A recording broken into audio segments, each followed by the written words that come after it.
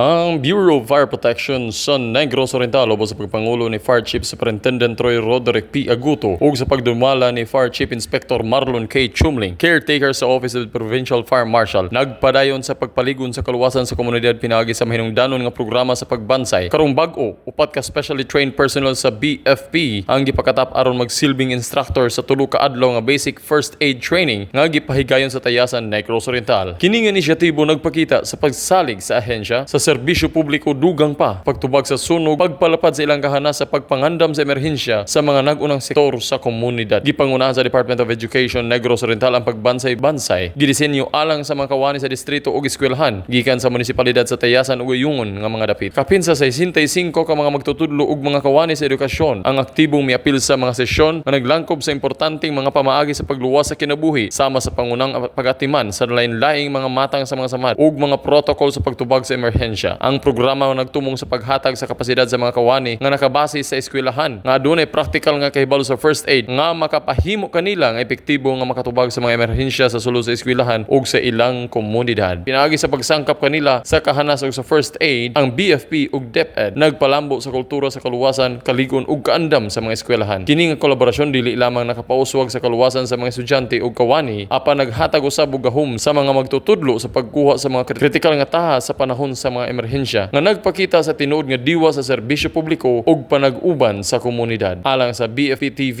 madasigon alang sa kaluwasan sa publiko, kini si FO2 Jason Roy Pyle.